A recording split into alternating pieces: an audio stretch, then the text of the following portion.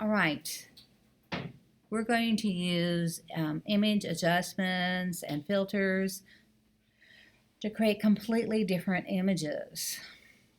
And so far, you have been combining things with edit and erasing different things. So image adjustment in Photoshop is under image.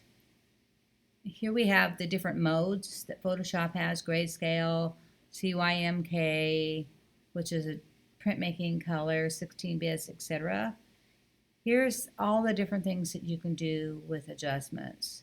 So with brightness and contrast, this is really simple little saran wrap painting background. So in real time you can see how brightness changes it and contrast changes it.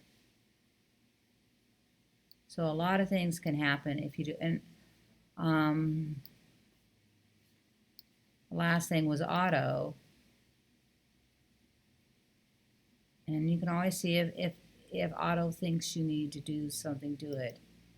All right, here's image adjust levels. Levels is what I usually do on the first thing with a photograph because it adjusts what you see with the lights. So right here, before it starts going up, is probably where the normal photo should have been, and right here on the bottom.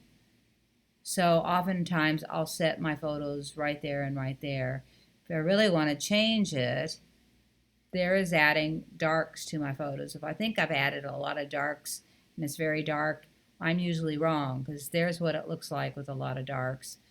You can also change the midtone values here, and then here it is with a lot of lights. So you could have a very light, breathy piece with that. Here is curves. Curves I use when nothing else will work. So if the photograph is so bad, or I want to do something really drastic, then you can add curves to really change it. Before you change anything, you should save your piece, and then anything that you like, then when you're done, then you can always save as, and this one was called 456. So I can put in curves, or I can put 456 curves.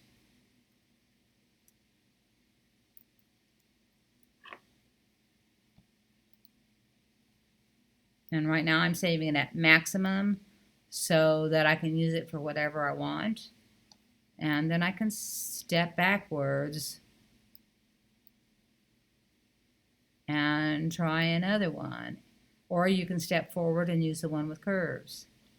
Here is exposure. Exposure really is helpful. I'm not sure what is going on with your phones. This was just a image on my phone, or if you used a scan image, you can do the same thing.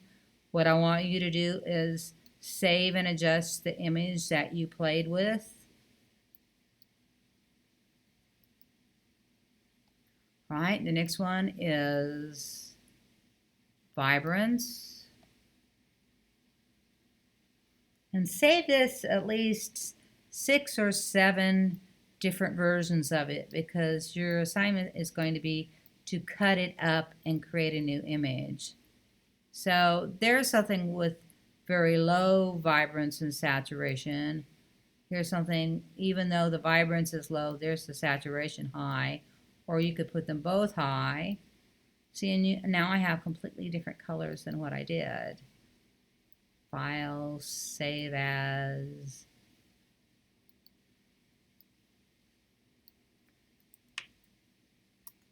Saturated.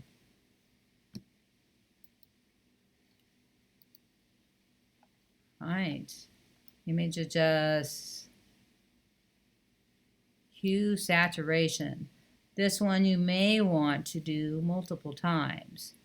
All right, so in real time now, you can see all the different colors that you can have with hue or saturation. Change the saturation levels. Make it very saturated or less. Make it darker or lighter.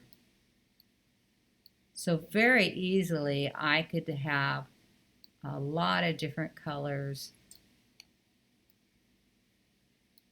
So if I'm saving that one, I can call it blue and red.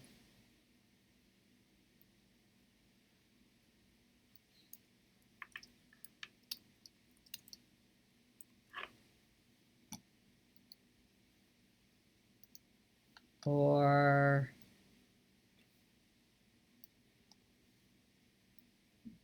there's blue and red less saturated and lighter. Or I can go into purple and green.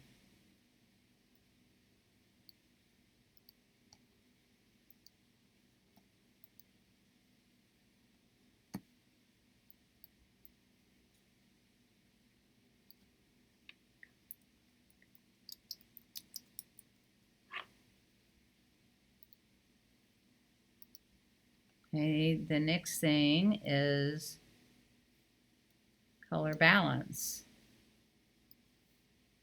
And this is different than the hue because you're actually changing the way the colors are mixing. So there's with the midtones, I can change the color balance with the shadows. I can change the color balance. This is still the same piece with the highlights. Highlights to be brighter, more blue. All right, and save that as balance.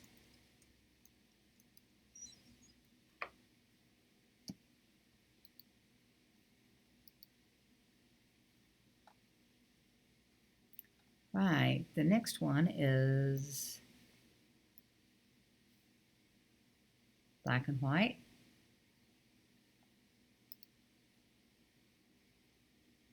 Or I can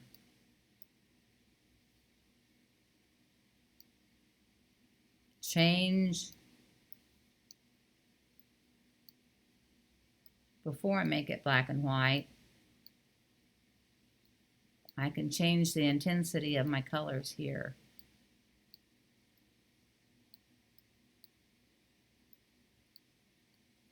By playing with those arrows.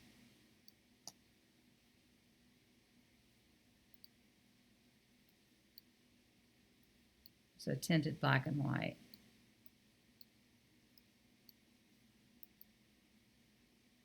There's an auto.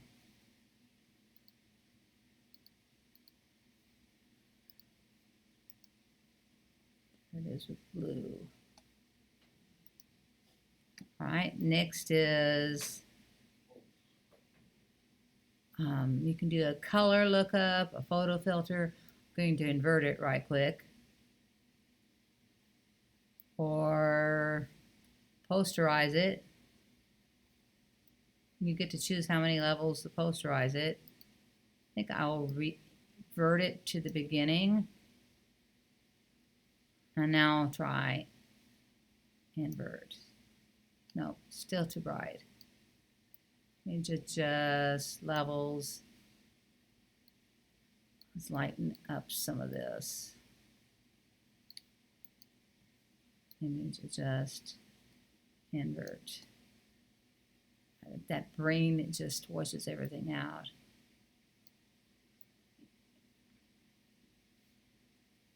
Just, I have to take the hue and saturation down a little bit.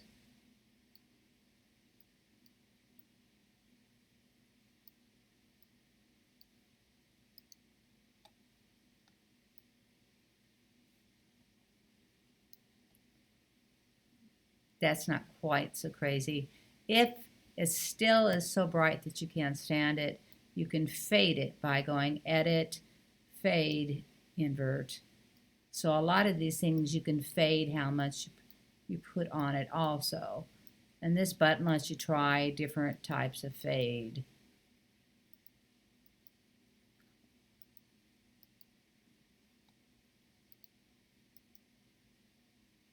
That one doesn't look much different than the original.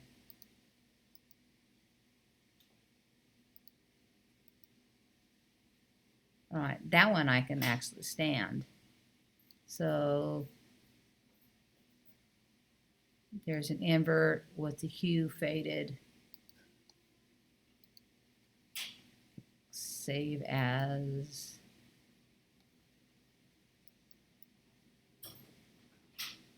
Invert.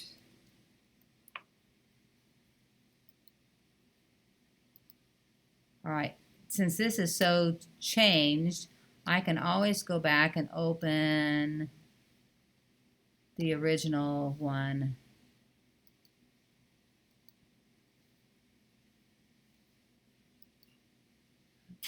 Saving them.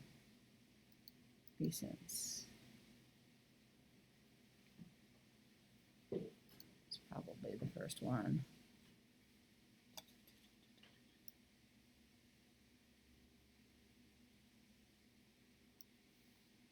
I'm not sure where we saved it. Documents, desktop.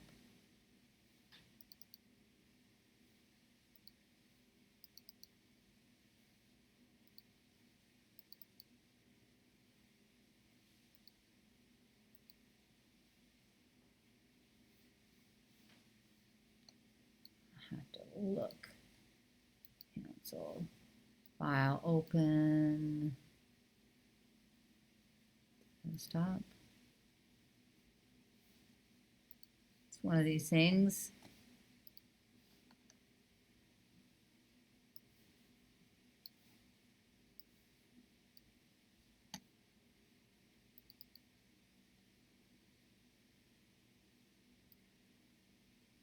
There they all are. So I think I'd like to open maybe this one.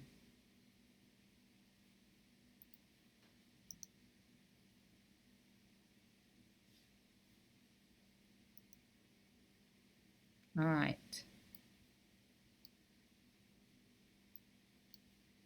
Next is image adjust, posterize. There is a really small posterize. If you go up too high, it won't make any difference, that it won't change it any. So I usually would do it about 8 or 9. There it is, 100%. There it is posterized. There it is not posterized. So you can see it's just a little bit more dramatic.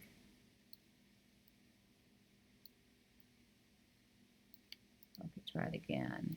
Just posterize. Now you can really see the change coming across there. All right, image adjust, threshold. So this one makes it purely black and white. You can use how much ever threshold that you want to have it. Image adjust, gradient map. All right, so the gradient that I have here is going to be whatever color is here. So say I want it to be orange. Gradient map. Orange will be the first color that shows up. So that's going to change the gradient. You can have it be dither or reverse, or you can add more gradients by clicking the arrow. There is a transparent one, not so good. Black and white, green, red, purple,